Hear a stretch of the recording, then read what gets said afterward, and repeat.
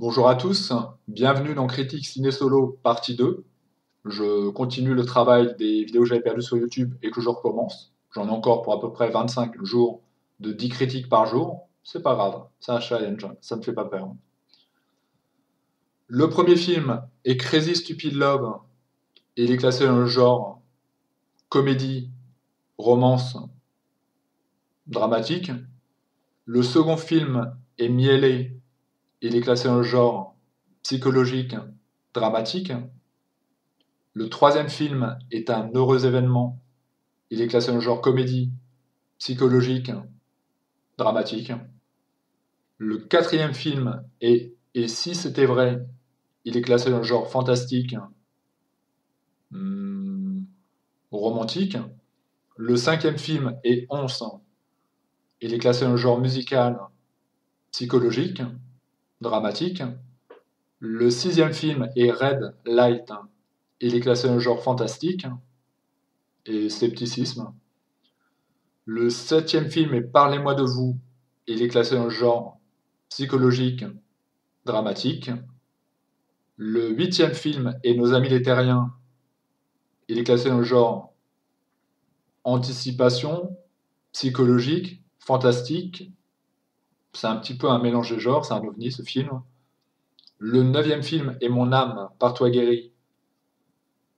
Et il est classé dans le genre psychologique, dramatique, fantastique. Et le dixième film, enfin, est La délicatesse. Et il est la thématique romance, dramatique, psychologique. Voilà pour la synthèse, je ne sais même plus le nom du truc, tellement ça m'est pénible de tout refaire. En tout cas, les bandes annonces seront en dessous. Merci à vous et à bientôt pour la suite. Le prochain film est Crazy Stupid Love. Et de quoi ça parle? Eh bien, ça nous parle de l'histoire de Carl, joué par Steve Carell, que j'aime beaucoup. C'est donc le loser flamboyant américain, qui a une vie heureuse, une bonne situation, il a une belle maison établie avec tout ce qu'il faut dedans, il a des enfants formidables, il a une femme avec qui il a une vie heureuse, qu'il a connue au lycée, donc c'est peut-être sa première partenaire, ils sont connus au lycée il y a très très longtemps, puisqu'il a 40 ans. Tout est idéal jusqu'à ce jour-là, mais précisément, il va apprendre que sa femme Emily le trompe, et donc, il va demander le divorce.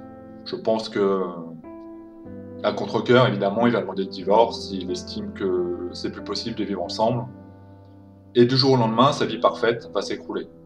Comme on peut l'imaginer, un quarantenaire qui n'a connu qu'une femme, qui n'est pas forcément très doué en amour, quand il apprend ça, pour lui, tout s'écroule et donc, il va sombrer dans une forme de mélancolie, il va tomber dans une forme de dépression, jusqu'au jour où il va rencontrer quelqu'un qui va l'aider à dépasser cette situation. Et il va rencontrer cette personne dans le seul lieu qui lui est devenu habituel, qui est un café où il va pour passer ses soirées en buvant plus que de raison.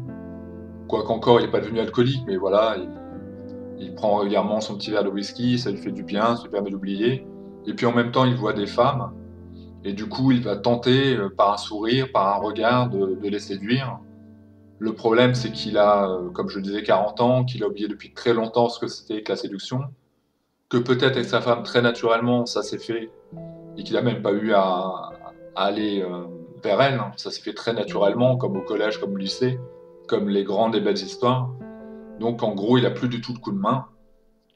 Et dans ce café, il va rencontrer un jeune homme qui est joué par Ryan Gosling, qui lui est le beau gosse de service. Il n'a pas trop de mal, Ryan Gosling est quand même plutôt bien fait de son état. Et il va observer Carl de loin. Il va le voir, il va comprendre que ce mec, il cherche quelque chose, et puis par moment il ne le cherche plus, par moment il est juste en train de boire, il se dit que de toute façon il n'y arrivera pas. Il l'observe parce que lui, au contraire, c'est un grand séducteur, lui il a 20 ans et quelques, et que du coup c'est sa passion, et que c'est aussi son métier. Il est coach de séduction, c'est un séducteur né, et donc il observe Carl de loin comme ça d'un premier temps, et puis il va avoir envie d'aller lui parler pour lui dire « Mec, qu'est-ce que tu fais? Qu'est-ce que c'est que cette approche? Est-ce que tu n'as que ça en réserve? Parce que franchement, t'es nul, t'y arriveras jamais. Je te vois là, t'es comme un loser avec ton verre. Quand tu vas avoir des femmes, tu sais pas les aborder. tu leur fais peur, t'es mal habillé, enfin tout est à refaire, ça va vraiment pas. Explique-moi un peu ce qu'il en est parce que franchement là, j'arrive pas à te suivre et j'aimerais bien, pourquoi pas, t'aider. Peut-être que tu as besoin de conseils de quelqu'un comme moi, plus jeune, plus dynamique. Et évidemment, comme vous pouvez l'imaginer, ça entraînera des situations cocasses, ça entraînera des revirements, c'est-à-dire que Ryan Gosling, enfin le personnage qu'il incarne, se posera des questions par rapport à son rapport à la séduction, puisque lui ne sait que séduire et ne sait pas aimer, ce qui est souvent le cas des séducteurs, qui sont des pros de la séduction, mais pas nécessairement des pros de l'amour.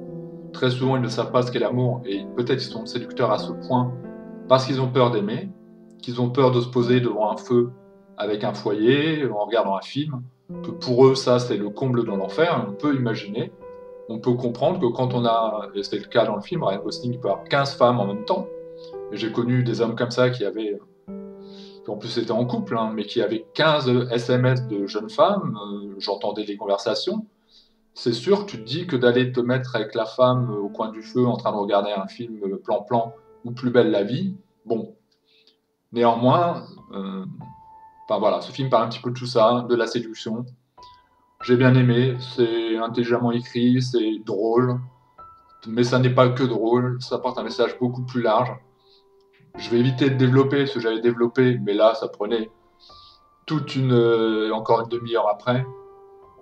Si vous voulez comprendre, à mon sens, je vais essayer de faire très bref, le problème du personnage de Steve Carell dans ce film, c'est qu'il a plus confiance en lui, ou qu'il a jamais eu vraiment confiance en lui, que donc il ne sait pas séduire. Or, l'Observateur, qui est un mec qui fait des vidéos sur YouTube, donc je vous invite à aller voir les vidéos de l'Observateur, cette vidéo qui traite, je ne sais plus dans laquelle c'est, mais en tout cas il parle de la séduction, il dit que le problème majeur de ces hommes, de ces hommes qui ont peur de la femme, c'est qu'ils la mettent sur un piédestal. C'est qu'ils en font une muse, ils leur écrivent des poèmes, ils vont leur dédier des scénarios, ils vont dresser des peintures, enfin voilà, ils mettent la femme sur un piédestal, ils en font une déesse grecque, alors qu'en fait la femme elle a envie d'être un petit peu moins respectée, d'être un peu moins respectable par moment, et que de toute façon s'il veut pouvoir lui donner à la fois cette dimension romantique et plus physique, il faudra qu'il apprenne à se détacher de cette image.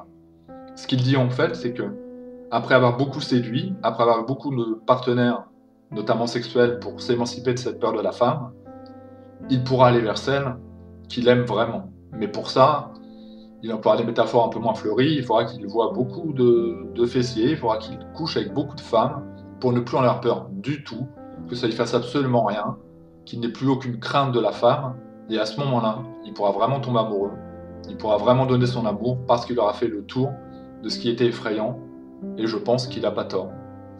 Je me retrouve dans cette situation où la femme est encore quelque chose que j'idéalise, est encore quelque chose que je romantise, et certaines femmes m'ont dit mais c'est pas ça quoi.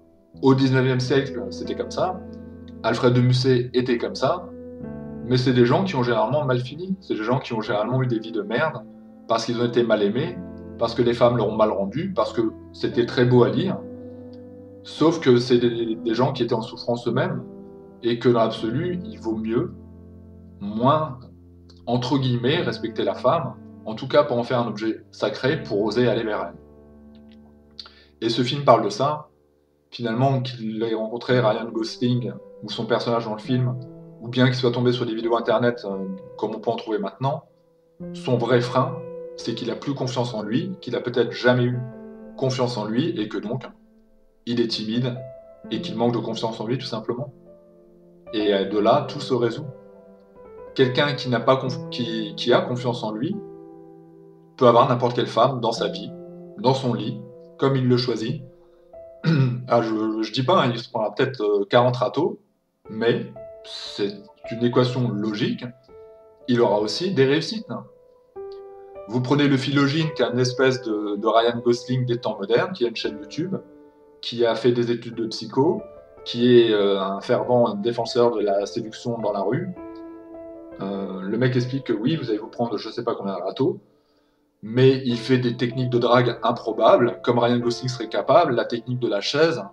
Il va dans un parc, il rencontre une jeune fille, il a une chaise à la main, il va lui vendre la chaise, c'est-à-dire qu'il va dire voilà j'ai une chaise, ouais je vois, Mais tu sais, c'est une chaise qui est particulière. Il va raconter n'importe quoi parce qu'en fait, il a rien prévu.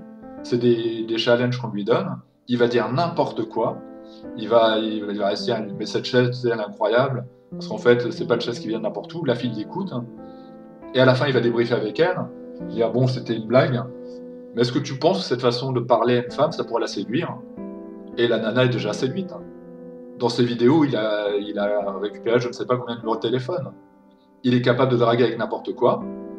Parce qu'il ne faut pas nier le fait qu'il est beau gosse et qu'il parle très bien aux femmes et qu'il n'a absolument pas peur d'elles. C'est un peu comme le rôle, je ne sais plus le nom de Jacob, dans ce film. Il n'a absolument pas peur des femmes. Par contre, il est possible que le Philogine, tout comme Jacob, ait peur de l'amour. Et ça, c'est autre chose. Le prochain film est Miel, ou Miele, film français-italien, je ne sais pas comment je dois le dire. De quoi ça parle? Ça parle d'une jeune femme qui se nomme Irène, qui a des secrets.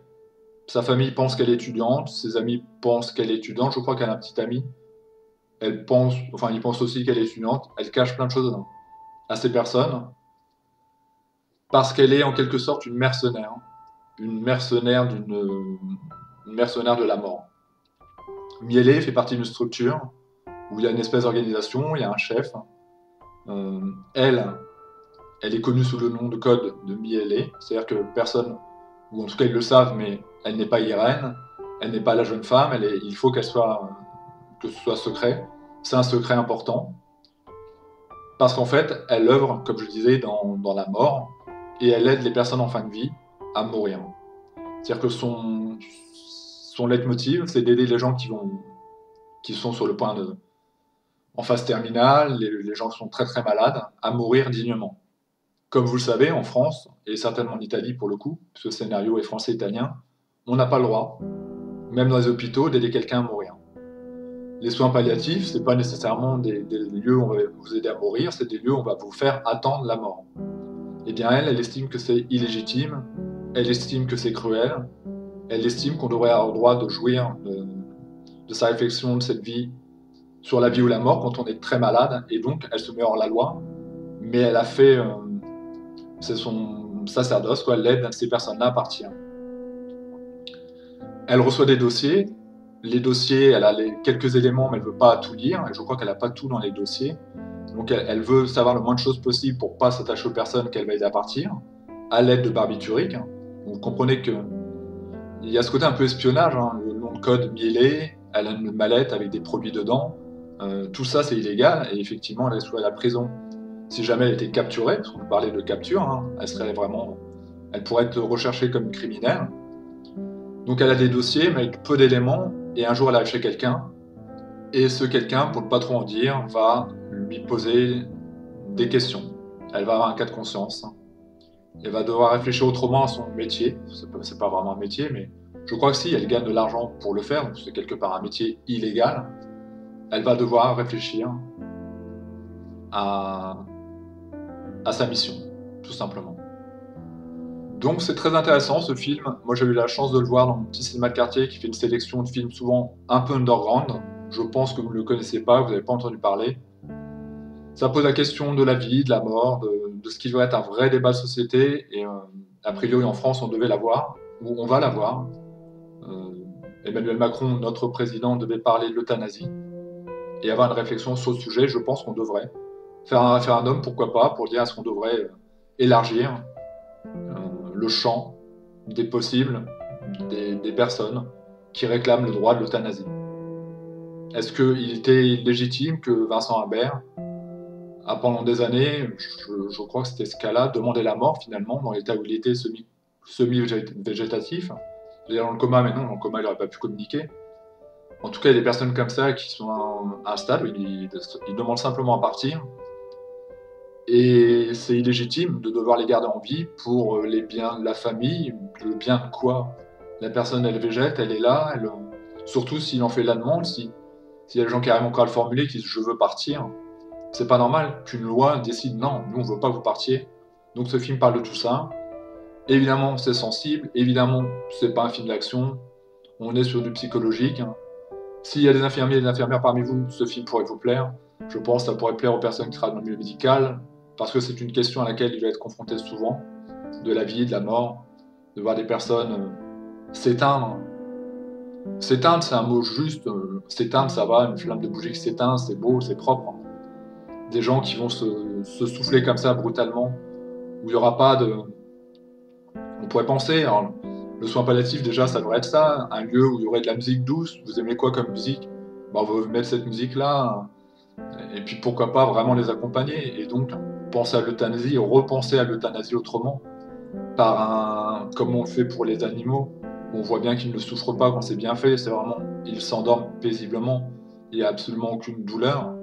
C'est même pas ça, c'est-à-dire que dans le monde, les quelques pays qui autorisent l'euthanasie, j'avais vu un documentaire là-dessus, et ça fait bizarre quand même de voir quelqu'un mourir, c'est du chocolat, ils vous donnent du chocolat avec un poison amer, un poison qui a l'air immonde. La pauvre dame dit ah c'est pas bon, donc on lui faisait boire de l'eau ou un liquide à côté, et puis au bout d'un moment elle partait.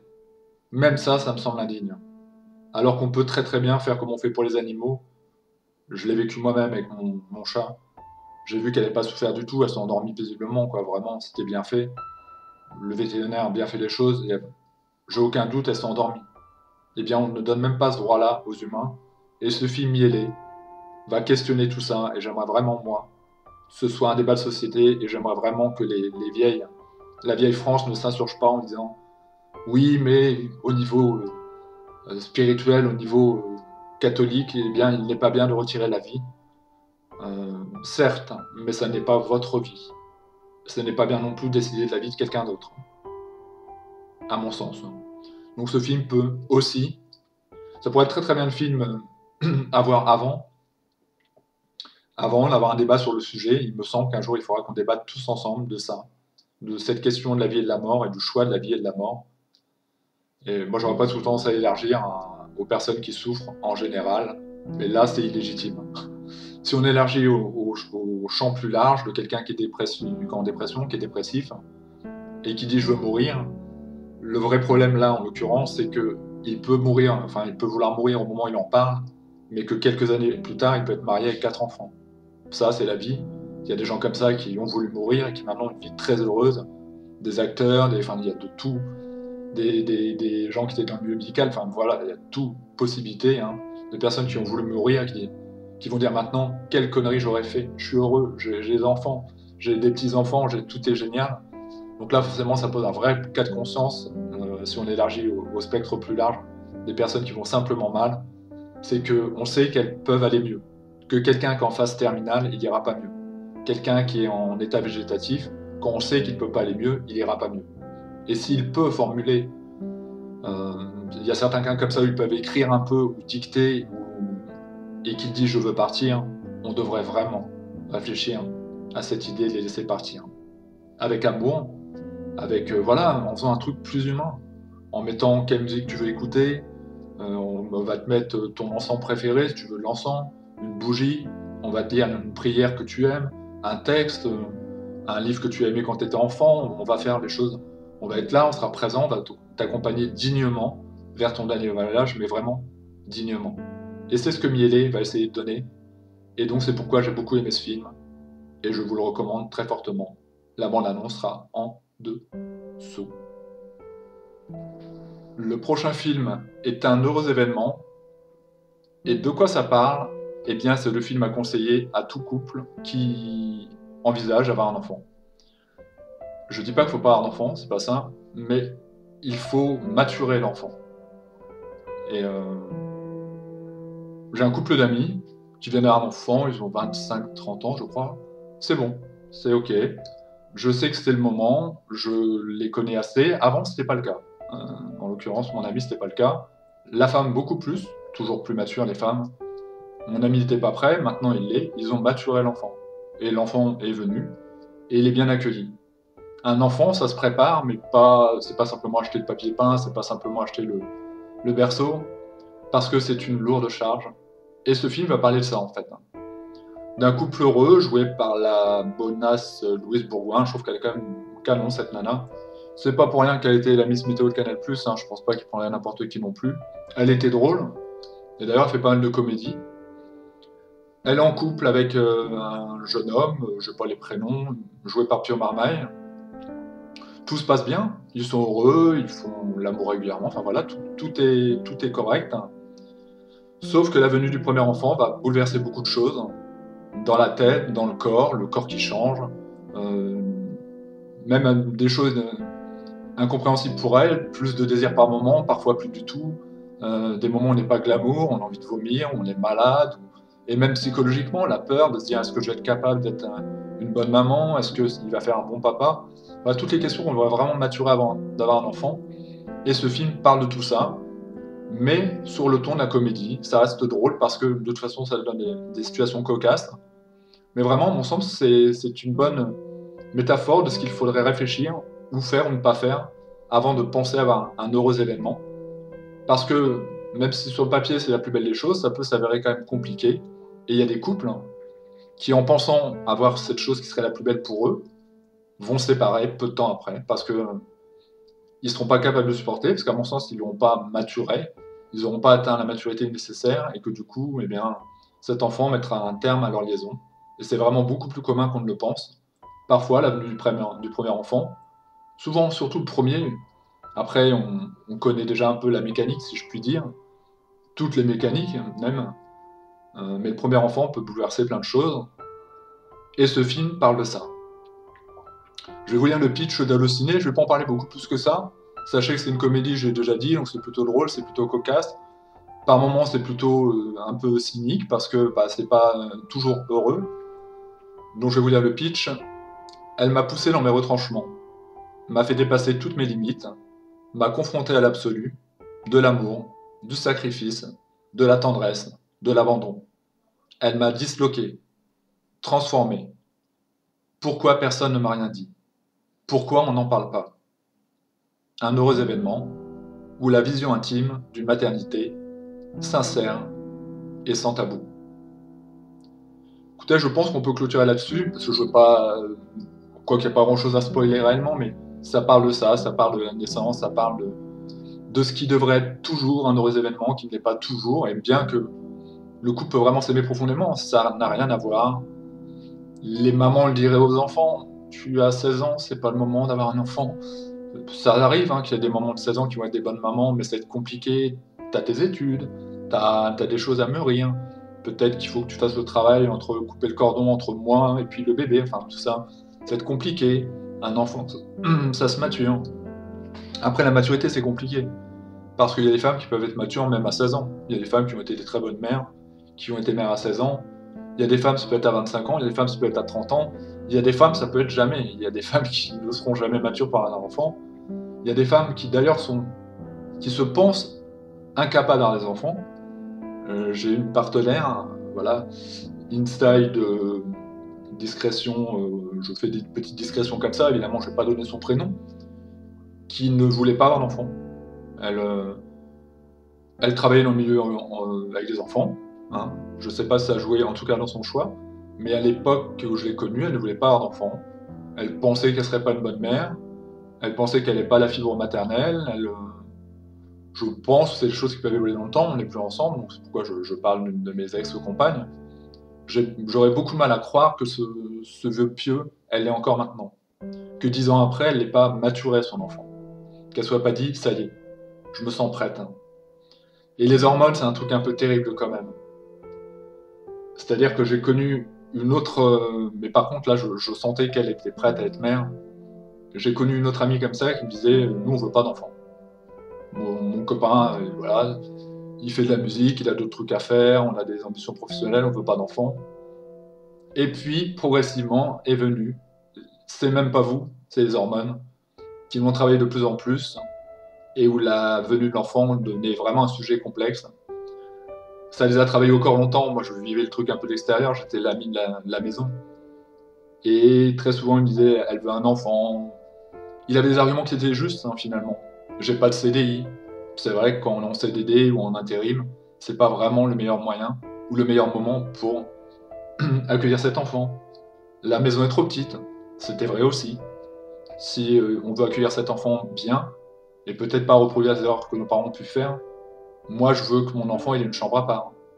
Et ça me semblait logique. Ouais, ok. Et puis, il y a eu l'acquérissement, ça se dit pas du tout, hein, l'acquisition d'une maison, d'une grande maison que j'adore, une grande maison très vaste.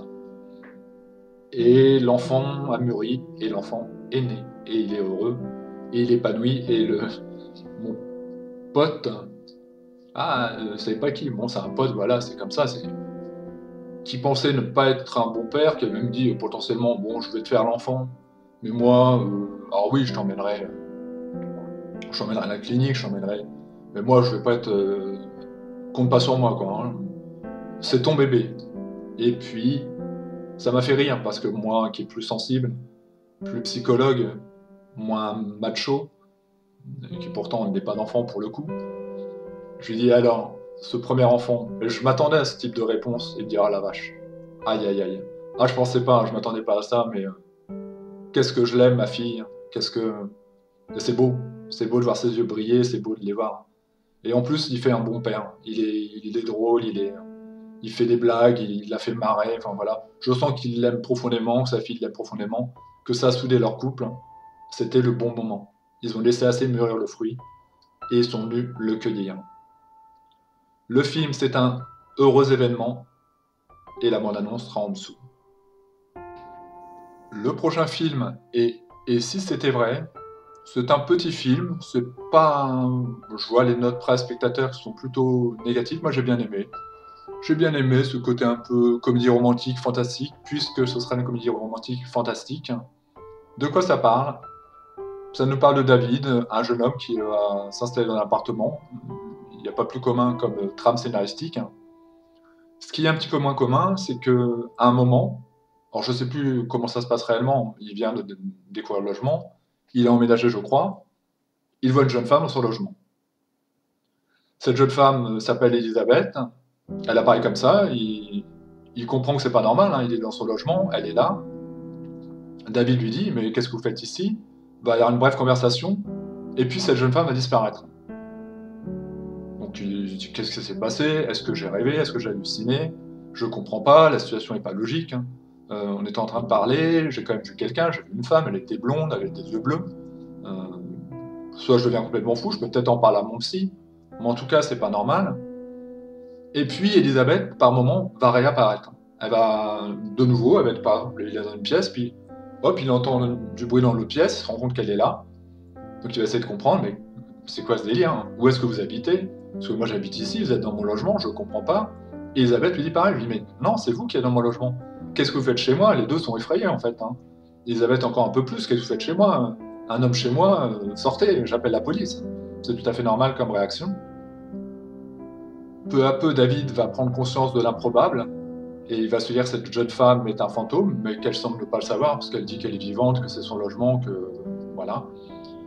Et il va enquêter pour essayer de comprendre, il va essayer de comprendre pourquoi ça se passe comme ça, pourquoi elle réapparaît, pourquoi elle est dans son logement. Et donc évidemment, il y aura, je disais, comédie romantique, fantastique, le côté fantastique est évident, puis comédie romantique parce que on le voit en fait, hein. On le voit, vous le verrez sur de l'affiche du film. On voit la jeune femme, blonde, les yeux bleus, et puis on voit un homme qui a un bouquet dans le dos. Donc ça semble quand même indiquer clairement le côté romantique de l'histoire. J'ai bien aimé. C'est cool, les comédies fantastiques comme ça. J'aime bien le fantastique. Et il y a assez peu de comédies où on arrive à mélanger en fait le fantastique qui est vraiment présent, et en même temps l'humour, les situations cocasses. Alors c'est pas un grand film, hein, je vous le dis, les notes presse 2,5, spectateurs 2,8. Hein. Mais moi j'aime bien. Parce que j'aime bien une surprise, parce que des fois le cinéma me lasse, mais de façon incroyable. Il n'y a plus rien qui me surprend, et du coup ce film m'a surpris. Alors certes, il n'est pas ultra ambitieux, c'est pas incroyable, mais encore que le dénouement du truc, c'est pas mal ça de dire le dénouement pour pas expliquer, enlever des éléments du film, est plus subtil qu'il n'y paraît quand même. Il y a une raison d'être de ce fantôme, il y a une raison d'être de Elisabeth et de David. Donc j'ai bien aimé ce film, qui plaira aux gens qui aiment le paranormal, qui aimera peut-être, mais surtout qui plaira aussi aux gens qui aiment les comédies romantiques. Vous mettez comédie romantique plus cinéma fantastique, ça donne Et si c'était vrai, je vous le conseille, vous passerez un agréable moment, si vous n'êtes pas trop regardeur du truc. Hein. Après, il faut aimer ces genres-là quand même, hein, sinon ça vous parlera pas. Donc le film c'est « Et si c'était vrai ?» et la bande-annonce, si j'en trouve une, sera en dessous. En dessous, là, en dessous. Le prochain film est Once, putain de sa mère. Tu sais que ça se dit pas ça dans une critique ciné, putain de sa mère, c'est vachement vulgaire. Ouais, mais je voulais dire, là, voilà, je m'exclame, tu vois. Ce film-là, il m'a marqué, ce film-là. Il est tombé à un moment précis de ma vie. J'ai jamais autant pleuré devant un film, pour être honnête, mais effectivement, il y avait un contexte à côté. Mais aussi parce que la bande-son est incroyable. Mais aussi parce que Steven Spielberg lui-même a dit, avec un si petit budget, j'aurais tellement aimé faire un film aussi important. Once, c'est donc, c'est pas une comédie musicale hein, en tant que telle, il y a beaucoup d'extraits musicaux. La bande-son est effectivement géniale, et ça, c'est une continuité du truc. Tu vois le film, tu aimes tout ce qui s'y passe, et en plus, tu vas sur Spotify, tu écoutes la bande-son, et tu es encore dedans, elle est super bien écrite. D'ailleurs, le chanteur je vais donner son nom après, ce sera plus simple, c'est réellement un songwriter, c'est-à-dire c'est réellement quelqu'un qui fait de musique folk, c'est ça que ça veut dire songwriter, je sais pas comment on le dit vraiment. C'est ces hommes qui prennent une guitare et qui chantent leur peine d'amour sur une guitare folk. L'avantage de ça, c'est que tu peux en faire partout. Damien Rice est un songwriter, c'est un artiste folk, et évidemment, il peut avoir des albums où il est accompagné de violon et autres, de piano, mais il est capable avec sa guitare dans la rue de jouer. Or, ce film nous parle de ça. On va découvrir un homme qui est dans la rue, qui est en train de jouer de la guitare, avec une petite corbeille à côté pour recevoir quelques pièces, mais c'est pas le plus important. Ce qui est le plus important à ses yeux, c'est qu'il est en train de chanter ses peines de cœur. Il est en train de chanter sa détresse amoureuse de celle qu'il a aimée et qu'il l'a quittée, tout simplement. Un grand classique hein, de l'humanité. Et alors que personne ne fait attention à lui, que même parfois certains s'en prennent physiquement à lui, vont vouloir lui voler son matériel, une jeune femme passe et elle s'arrête. Elle l'écoute, elle se met dans le public, parfois il y a 3 ou 4 personnes. En tout cas, elle est très attentive, elle écoute. Ils vont parler ensemble un peu, et puis il va comprendre qu'elle est musicienne elle-même. C'est une jeune femme yougoslave, je sais pas, elle est d'une autre culture, elle a un petit accent, très chantant d'ailleurs, très agréable. Et va se créer une amitié musicale, parce que cette jeune femme a un couple, mais justement son mari est au pays. Donc elle est mariée, hein, c'est une femme mariée. Je vois sur Allociné qu'ils ne s'aiment plus, je dirais pas ça nécessairement, mais ils sont séparés par la distance. Et donc ensemble, ils vont échanger sur la musique, du coup on va avoir des très beaux passages. Par exemple, à un moment ils vont aller dans un magasin de musique, et lui il est guitariste, il va prendre sa guitare folk, il va jouer. Et c'est peut-être comme ça que lui, il va découvrir qu'elle joue du piano, elle va se mettre à jouer du piano, et puis ensemble ils vont se rendre compte que quand ils harmonisent les mélodies, qu'ils chantent ensemble parce qu'ils chantent tous les deux, ça donne quelque chose de très beau. Et ils vont mûrir comme ça l'idée de faire un projet, à mon sens, afin de dire à la femme qui a quitté cet homme combien il l'aime, combien il n'est pas capable de lui dire lui-même, alors à deux. Il y a notamment... Je suis ému quand je le dis, en fait, il y a un morceau qui me tue dans cette bande-son. Il y a un moment où lui, il peut pas le dire. Désolé, je suis trop émotif. Il peut pas lui dire son amour, et donc il va donner le texte à cette jeune femme qui va le chanter pour lui, qui va le mettre en musique, et c'est formidable. La bande-son est vraiment géniale, enfin, il y a des morceaux extraordinaires. Le musicien, c'est Glenn Hansard, qui est vraiment musicien. Vous tapez Glenn Hansard, vous verrez qu'il a fait beaucoup d'autres choses avant. Je sais pas si c'est un petit peu sa vie, hein, peut-être qu'il raconte, peut-être que c'est vrai. La jeune femme, c'est Markéta Irglova, et c'est pareil. Je crois qu'elle est musicienne réellement, elle est moins connue que lui. Mais elle est musicienne. Ce film est formidable. Quand on aime la musique, c'est trop beau, quoi. Je suis ému, je suis encore ému. J'aimerais pas l'être, hein. Honnêtement, je vais pas le couper. C'est bien aussi d'avoir un peu d'authenticité. Il y a des morceaux de gens qui sont vraiment incroyables. C'est beau. C'est très beau. Le personnage, je sais plus son prénom, donc du coup, de Glenn Hansard, sa fragilité, son espèce de candeur, sa timidité, son idéal de celle qu'il a aimée, et puis, en fait, qui est peut-être pas si importante que ça, mais lui, comme c'est un poète, il en a fait sa muse. Et puis cette jeune femme, déracinée quelque part dans un pays qu'elle connaît pas, ce lien avec la musique, enfin voilà, c'est super beau. Spielberg, je ne plaisante pas, hein. Spielberg a dit j'aurais voulu faire ce film, j'aurais pas su en fait faire ce film. Avec aussi peu de budget, je rêverais de faire ce que vous avez fait. C'est un compliment extraordinaire. On parle en ce moment du top 10 film 2018, Ready Player One fait partie de quasiment le top 10 de tout le monde. Spielberg qui dit ça de votre petit film. Évidemment qui a été récompensé après, hein, notamment pour la musique et autres. Voilà, ces films, vous le regardez, si vous avez aimé, vous continuez, vous allez sur Spotify ou ailleurs, vous recherchez sur YouTube et vous tomberez sur les morceaux, et vous verrez que c'est une œuvre dense. Alors comédie musicale, il y a écrit drame, comédie musicale, il y a cet aspect-là, parce qu'ils vont se répondre par moments par des textes, mais pour moi c'est vraiment plutôt des chansons qui vont être, par rapport au scénario, mais c'est pas comme dans La La Land, c'est pas comme dans les Parapluies Cherbourg, pour moi c'est pas une vraie comédie musicale. C'est un film sur la musique et c'est un film musical. Et donc ça parle des sentiments, ça parle de la musique, ça parle des choses qui me touchent. J'ai adoré 11. C'était incroyable, c'était incroyable. De toute façon, dès que je réécoute la mélodie en question, là, je peux pas. Je m'écroule en larmes, c'est comme ça, j'y peux rien. C'est la musique me transcende, c'est un truc que je suis capable de cacher des émotions et puis on met une musique et je m'écroule comme une petite serpillière. Bah c'est comme ça. Je fais partie de ces hommes-là. Certaines femmes vont dire ah j'adore les hommes comme ça. D'autres vont dire ah c'est pas possible, mais quelle lavette. Je pense qu'un homme ça se doit d'être fort et d'être sensible à la fois. Pour moi c'est ça l'homme idéal, mais je suis hétéro, hein. Je veux pas avoir un homme idéal. Mais mesdames, si vous avez quelqu'un qui est à la fois fort et sensible, je pense que vous êtes avec le bon partenaire. Le film c'est 11 et la bande-annonce sera en dessous, si j'en trouve une. La bande-annonce sera en dessous. Le prochain film est Red Light. Et de quoi ça parle? Eh bien, ça nous parle d'une psychologue spécialisée dans l'étude des phénomènes paranormaux qui est incarnée par Sigourney Weaver, qui travaille avec un associé qui s'appelle Tom Buckley. On s'en moque un petit peu de son nom et prénom, mais en tout cas, il s'appelle Tom Buckley. Donc, ils étudient les phénomènes paranormaux. Elle est plutôt sceptique, pure et dure, j'ai envie de dire. J'ai l'impression, en tout cas, dans le début du film, qu'elle est sceptique. Et puis en même temps, il y a un phénomène qui va faire que ça va bouleverser un peu leurs habitudes. C'est qu'il y a un homme qui revient en ville, quelqu'un de très connu, qui se nomme Simon Silver, et qui est un médium de renom, qui est incarné par Robert De Niro. Donc film quand même avec au casting Sigourney Weaver et Robert De Niro. Et en fait, on va comprendre très vite que Margaret a peur de ce médium qu'elle a connu, qu'elle a côtoyé, qu'elle a, je ne sais plus à quelle occasion. Ils ont l'occasion de se consulter, ils ont l'occasion de travailler ensemble, en tout cas elle a travaillé sur lui.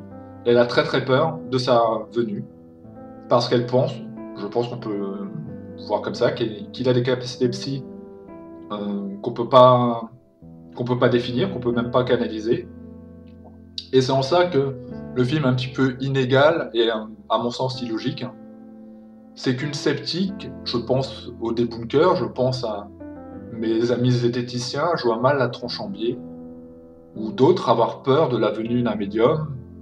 Au mieux, ça les amuserait, au pire, ça les agacerait de savoir qu'il y a des gens comme ça qui vont en salle, qui prennent de l'argent. Mais de craindre quelqu'un, j'aimerais. J'avais fait sur ma défunte chaîne, j'ai essayé de dresser un pont entre les croyants et les gens du scepticisme. J'aimerais croire qu'un jour ils puissent changer d'avis réellement. Mais c'est ça un petit peu l'incohérence du truc. Et il faut savoir d'ailleurs que ce film est plutôt plébiscité par la sphère zététicienne, qui dit que c'est un bon film pour s'introduire à l'esprit sceptique. Que c'est une bonne porte d'entrée pour parler de la zététique de façon un peu cool, parce que la zététique, c'est pas forcément simple d'accès, ça peut être long, ça peut être des... Moi, j'ai regardé tous les vidéos sur le sujet, hein, mais des fois ça dure 3-4 heures, faut être passionné par le sujet. Un film peut parfois introduire un petit peu au sujet. Alors Red Light, c'est inégal, c'est pas incroyable, c'est un film qui est sorti en DVD, mais ça a le mérite d'exister. Mais quand même, Robert De Niro, il est pas mauvais dans ce rôle-là, hein. D'ailleurs, je crois que c'est un médium aveugle. Si je me trompe pas, il les voit pas. Enfin, c'est pas important, réellement. En tout cas, il porte toujours des lunettes de soleil. Enfin bref, il est charismatique, c'est Robert De Niro. Sigourney Weaver dans un rôle qui est pas... c'est pas mal. Nationalité américaine-espagnole, ouais, c'est peut-être pour ça. Voilà, je peux pas dire grand-chose de plus de ce film. C'est Red Light, la bande-annonce en dessous. Il peut vous plaire à la fois si vous êtes intéressé au monde du paranormal, et puis aussi à la fois si vous êtes sceptique, ou zététicien, ou que vous faites officine de l'esprit critique et que vous pensez, parce qu'on pense toujours utiliser beaucoup l'esprit critique, mais souvent on se rend compte qu'on n'est pas forcément les mieux lotis. C'est un petit peu ce que nous apprend le scepticisme. C'est qu'on pense toujours savoir ce qu'on croit, mais qu'il faut vérifier et savoir pourquoi on croit ce qu'on croit, pour ne pas parodier ou dire ce qu'a déjà dit la Tronchambier, ce qui est plutôt vrai. Il faut se méfier de ce qu'on croit. Il faut essayer de vérifier pourquoi on croit ce qu'on croit. Et bien ce film parle un petit peu de tous ces sujets-là, la bande-annonce en dessous, et le film c'est Red Light. Le prochain film est Parlez-moi de vous, un film français. Et de quoi ça parle? Eh bien ça nous parle de Mélina, c'est sans doute un pseudo, hein, je pense, qui est une animatrice radio qu'on pourrait vraiment comparer à, je crois que c'était Macha Merrill qui faisait ça. Il y avait comme ça une femme, une quarantaine d'années, je l'ai toujours connue âgée, désolé, qui parlait la nuit à des auditeurs, des auditrices, de problèmes affectifs, de problèmes... On avait l'impression un peu, c'est un peu une forme de psychologie, hein, quelque part, la nuit, on est enclin aux plus grandes angoisses. On a l'impression un peu que c'était une espèce de psychanalyse, même si évidemment la personne n'était pas formée pour ça. Avec le temps, je pense qu'elle avait vraiment une écoute sérieuse, mais il n'y avait pas du tout de background derrière. Et bien dans ce film, Melinda fait un petit peu son rôle. Elle est animatrice à la radio, elle résout les problèmes affectifs et également sexuels. Je pense que les deux sont un petit peu liés. Avec de l'impertinence, avec de l'humour. Sans tabou, elle va évoquer un peu tous les sujets, parce que c'est important de dire les choses telles qu'elles sont. Mais la vérité, c'est qu'en fait, Mélina peut parler très bien des autres, et il y a des gens qui savent faire ça plutôt bien. Je suis plutôt bon dans ce rôle-là. Parler de plein de choses que je ne maîtrise pas. Je peux parler du couple, des dangers, des écueils du couple, ou de la merveille d'être en couple, et en même temps ne pas l'avoir connu. On peut parler de sujets qu'on ne connaît pas. Et Mélina, en fait, a une vie qui est plutôt monocorde, plutôt triste. Elle n'a pas d'histoire d'amour, elle n'a pas... Sa vie, finalement, c'est ce qu'elle vit à l'antenne. On a ce phénomène un peu d'idolâtrie de la part de son public, hein, qui rêve de la vie de ce qui est leur idole, quelque part. Hein. Pour eux, Mélina, c'est quelqu'un d'important, c'est quelqu'un qui doit avoir une vie incroyable, avec de nombreux enfants merveilleux, avec un mari génial, mais la réalité des choses, c'est pas ça. C'est que quand elle rentre chez elle, elle retrouve un logement où elle vit toute seule, avec un chat et un chien, je sais pas, c'est peut-être pas vraiment le cas, mais vous comprenez bien que c'est pas du tout la vie rêvée qu'ont les auditeurs d'elle-même. Et avant de continuer, je vais faire une rectification. La personne qui faisait de la radio la nuit, c'est Macha Béranger et pas Macha Merrill. Macha Merrill étant une actrice, Macha Béranger, c'était bien l'animatrice radio. Je reviens au film, donc Mélina n'a pas une vie spécialement heureuse, elle a une vie plutôt triste, plutôt morne, et surtout, elle a un grand secret, qui est qu'elle n'a jamais connu sa mère. Elle ne sait pas qui est sa mère, elle était peut-être abandonnée à la naissance, ou adoptée par quelqu'un d'autre, en tout cas elle ne sait pas qui est sa mère, sa vraie mère biologique. Et donc, à force d'écouter les gens parler, ou peut-être au cours d'une conversation d'ailleurs, c'est possible, ça réveille des choses en elle, et elle se dit « j'aimerais connaître ma mère ». Alors peut-être que je ne pourrai pas la retrouver, peut-être que je vais être déçu, peut-être que, mais en tout cas j'aimerais savoir qui elle est. Est-ce qu'elle me ressemble un petit peu? Qu'est-ce qu'elle aime faire? Quels sont ses loisirs? Où est-ce qu'elle va? Est-ce que je vais la retrouver à une sortie du cinéma? Est-ce qu'elle elle a mal tourné? Est-ce qu'elle est morte? Enfin voilà. Elle se pose des questions sur ses origines, et donc elle va aller dans le vrai monde, parce que du coup elle vit un peu confinée dans ce monde de la radio, où elle est une star, mais où elle-même se dit ma vie n'a rien de starification, quoi. Je suis pas du tout une star. Ou de son logement où elle vit reclus la plupart du temps. Reclus n'est peut-être pas le bon mot, mais isolée du reste du monde. Là, elle va devoir aller voir des vrais gens, parler avec des vraies personnes, échanger, forcément prendre des risques. C'est ce qu'on appelle sortir de sa zone de confort. Un mot que les psy aiment bien. Quand on est dans des situations compliquées, quand on est dans une situation un peu mélancolique ou autre, ils disent qu'il faut sortir de sa zone de confort. Effectivement. Et donc Mélina va sortir de sa zone de confort et aller à la rencontre des autres. Donc c'est un beau film, Parlez-moi de vous, c'est un film français. Mélina est incarnée par Karine Viard. Je trouve que c'est un film juste, c'est un film tendre, c'est un film qui parle de choses importantes. C'est important de savoir d'où on vient. c'est important de savoir qui on est. C'est un drame psychologique, j'ai vu comédie dramatique, je vois pas l'aspect comédie réellement dans ce film. C'est pas un film triste, c'est pas un drama, mais c'est quand même pas super joyeux non plus. Euh, voilà. C'est le film qu'on peut trouver à la fin de la rubrique Psychologie Magazine. Je sais même pas si ça existe encore ce magazine-là, que je lisais pendant une époque. C'est tout à fait le genre de film qu'on peut vous conseiller, parce que quelque part, ça parle indirectement un peu de psychanalyse, à mon sens. Les gens comme ça qui venaient parler d'eux à la radio, c'est une forme de psychanalyse, et de toute façon, c'est bien montré dans le film. Je disais des choses intimes et tabous. Ils vont dire des choses à Mélina qui dira à personne d'autre parce qu'ils la connaissent pas. Et Mélina, l'avantage qu'elle a aussi, c'est que comme c'est une femme de radio et qu'elle n'a pas voulu justement faire d'elle une femme d'importance ou refuser ce statut de la starification, elle est anonyme. Une fois qu'elle est dehors, si on ne reconnaît pas sa voix, on ne sait pas qui elle est. Elle est, peut-être s'appelle-t-elle Geneviève, je ne sais pas. Enfin, c'est pas Mélina, c'est toute une autre. Elle s'est créée un personnage. Donc c'est intéressant, ce parallèle. Et effectivement, il y a un parallèle, je pense, à dresser avec la psychothérapie ou la psychanalyse. Le film, c'est Parlez-moi de vous, et la bande-annonce sera en dessous. Le prochain film, c'est un plaisir d'en parler, c'est Nos Amis les Terriens, tiré d'un roman de Bernard Werber. Alors les fans hardcore de Bernard Werber, ne venez pas me dire que vous ne l'aimez pas parce que ça ne ressemble pas au livre. Je n'ai pas lu le livre. Je n'arrive plus à lire, je suis malade. Oui, c'est une forme de maladie, je n'arrive plus à me concentrer, j'arrive plus à lire, j'ai lu beaucoup, mais j'arrive plus à lire, c'est comme ça. Du coup, une adaptation au cinéma, ça me semble très bien. Et Nos Amis les Terriens, de quoi ça parle? Eh bien, ça va nous placer du point de vue d'extraterrestres euh, qui vont observer les êtres humains au microscope, le microscope étant un espèce d'aquarium, et ils vont mettre des humains dans un aquarium. Et du coup, j'ai trouvé ça très drôle de nous voir observer. Waouh, la note presse est de 1,5 sur 5, et la note spectateur est de 2 sur 5.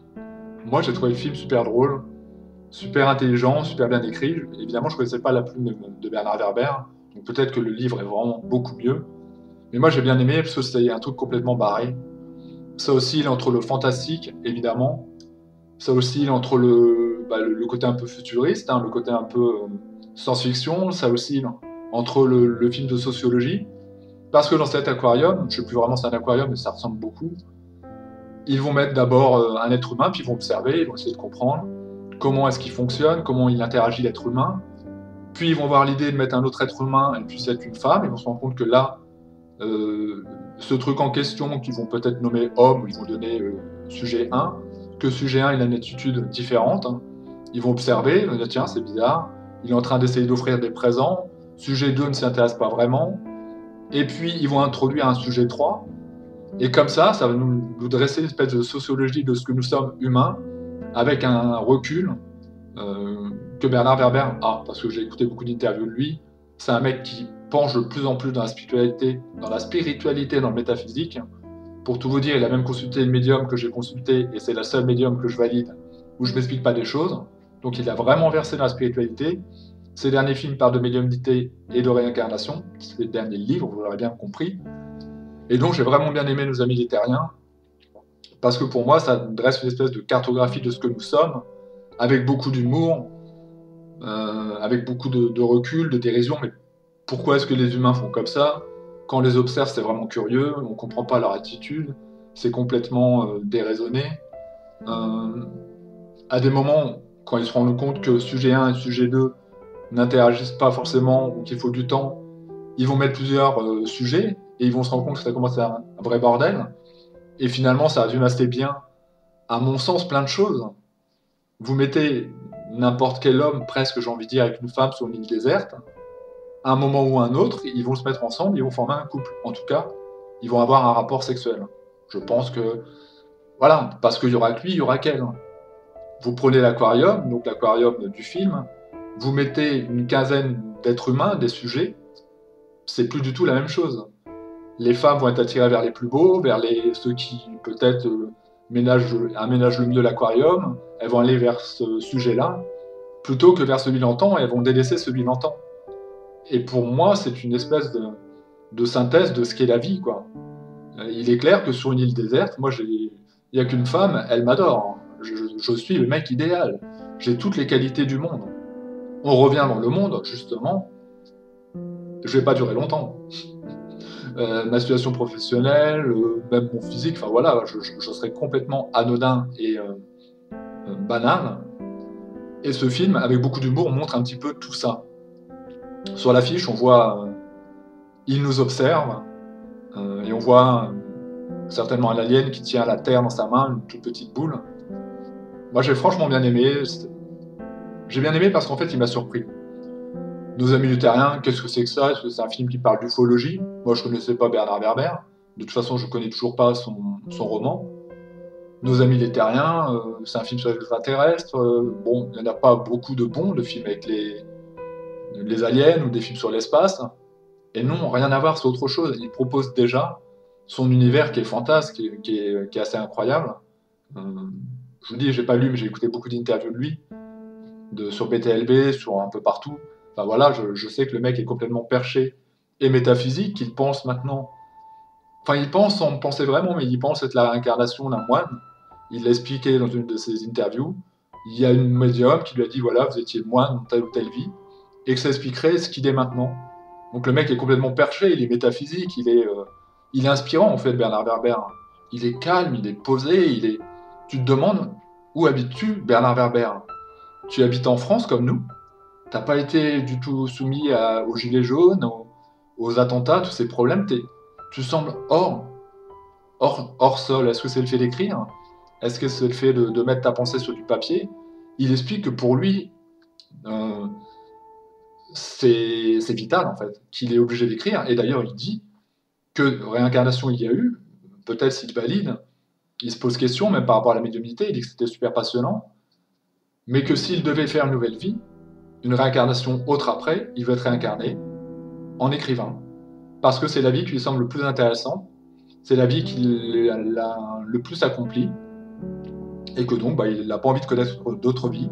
On lui a décrit des vies qui étaient moins heureuses, et des vies plus heureuses, mais celle qui lui a le plus plu, c'est celle d'écrivain.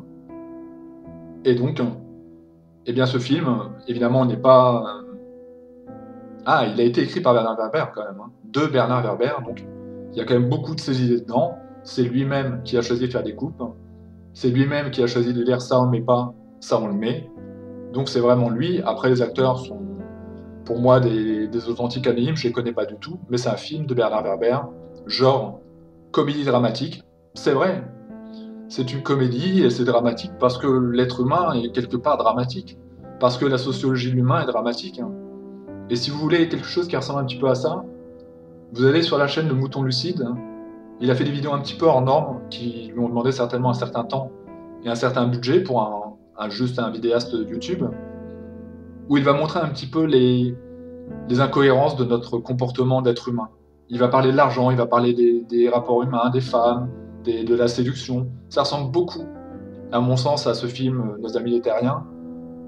Je sais pas si c'est voulu, mais c'est intéressant, là encore, on prend du recul, comme si c'était une autre race qui nous observait, en décrivant les trucs absurdes qu'on peut faire, et aussi les belles choses. On est capable de belles choses, mais on est aussi capable de choses complètement incongrues et absurdes. Et donc moi j'ai adoré Nos amis les terriens.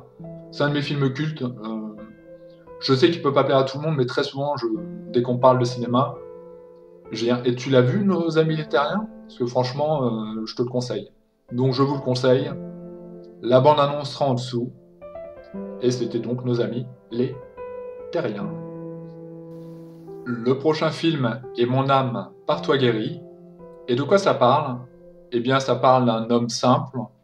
Ce sera important, vraiment d'un homme simple, d'un homme classique, d'un homme qui aimerait être le plus simple possible, d'un homme du quotidien, d'un homme qu'on peut rencontrer plutôt au bar PMU, qui se nomme Freddy.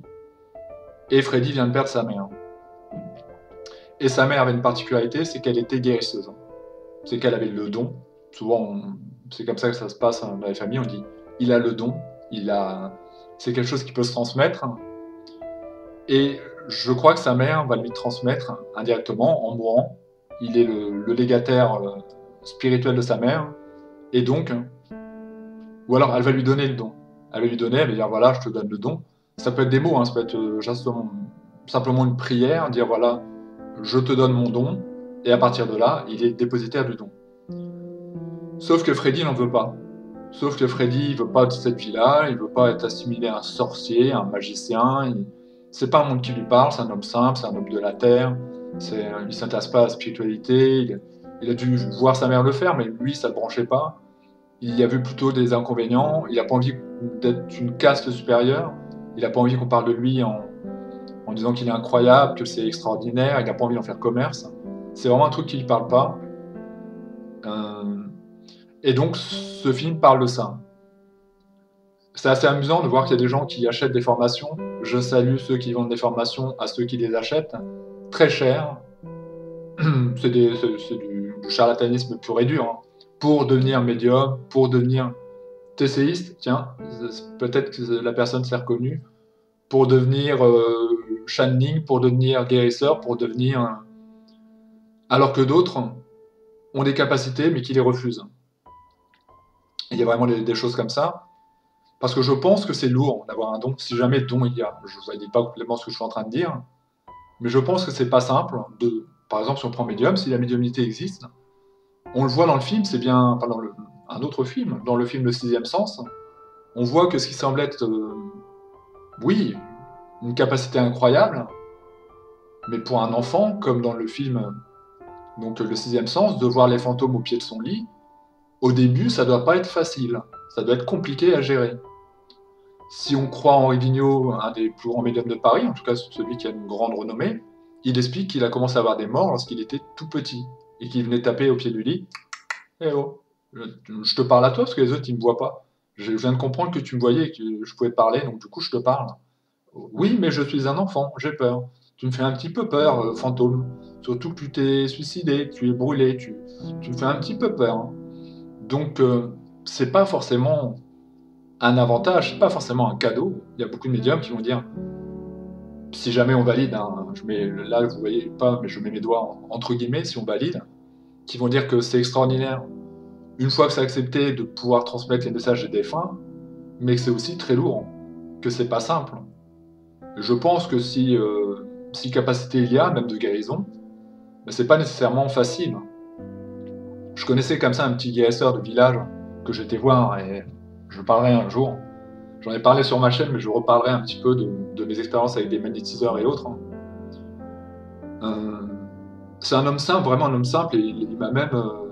enfin voilà, il était prêt à me former au magnétisme, il m'a donné des cours, il m'a donné des conseils. Vraiment quelqu'un de gentil, de humble. C'était le maire de la commune, dans un petit village, hein.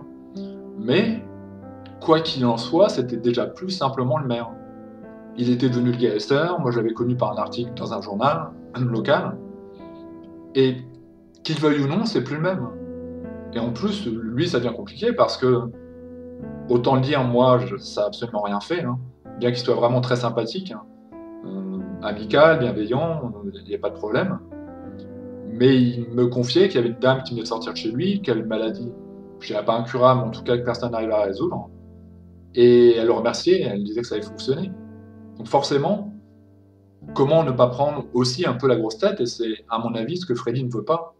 Il sait que ce don, cette capacité, ça peut lui faire perdre un peu la tête et le sens des valeurs. Et lui, il veut rester ce mec simple, humble. Je crois ou bien qui habite dans un camping, ou bien qui est gérant d'un camping. Enfin voilà, il veut une vie, voilà, c'est ça qu'il veut. Avec peut-être une histoire d'amour, une histoire heureuse, fonder un foyer. Il rêve pas d'avoir des capacités, il rêve pas que les gens viennent le voir en lui donnant même de l'argent pour ça. Mais évidemment, les capacités, il les a. Dans ce film, il les a présentement. Et donc, les gens autour de lui vont lui dire, mais il faut que tu acceptes ce don. Il faut parce que toi, un jour, sans que tu le veuilles, tu m'as soulagé d'une douleur. Et on connaissait ta mère, j'allais la voir. Elle avait des capacités hors normes. Et il faut que tu acceptes parce que c'est en toi.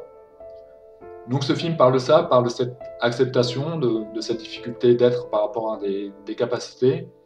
C'est un film français sur un sujet complètement hors norme, on n'en entend pas très souvent parler.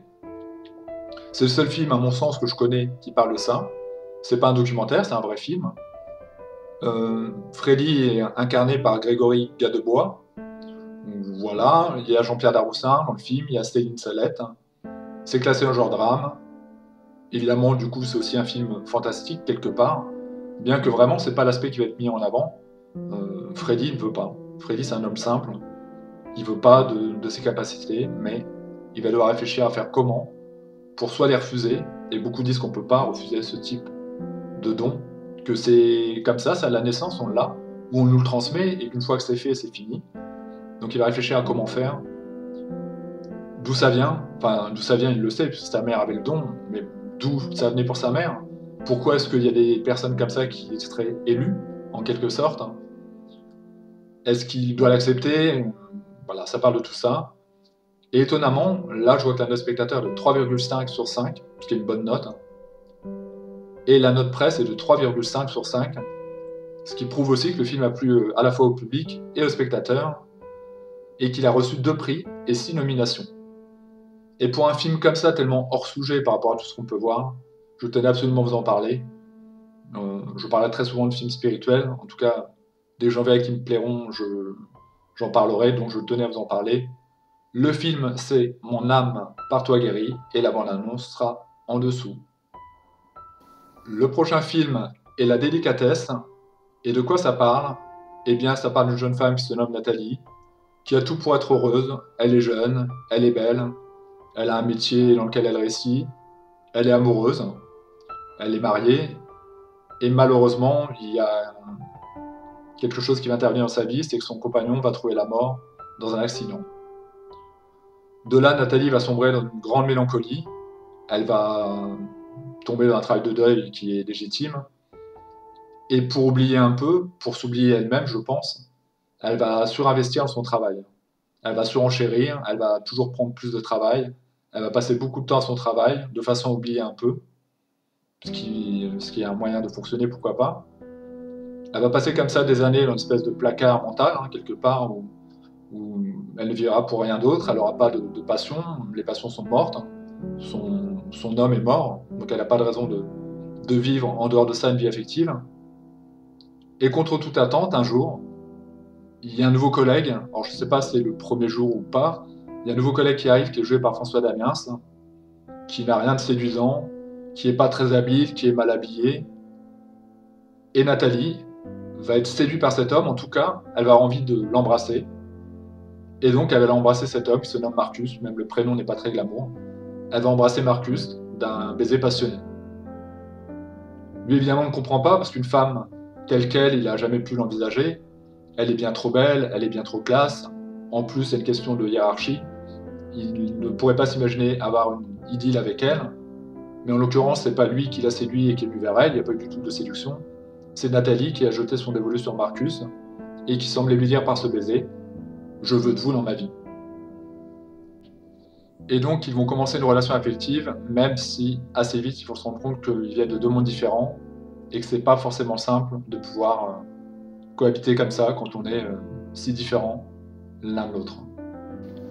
En conclusion, c'est un beau film, La délicatesse, c'est tendre, c'est sensible, c'est drôle, ça arrive à être drôle, ça a fait poser des questions. Et pour ma part, c'est un film qui a marqué ma cinéphilie, c'est-à-dire que si on me dit, voilà, est-ce que tu as un film tendre, drôle, sensible, un peu romantique, un peu romanesque à me conseiller, très vite, je parle de La délicatesse. Tu l'as vu, La délicatesse? Vous l'avez vu, La délicatesse? Parce que la bande-annonce, elle est en dessous. Parce que le film, il est quand même bien. Donc le film, c'est La délicatesse et la bande-annonce sera en dessous.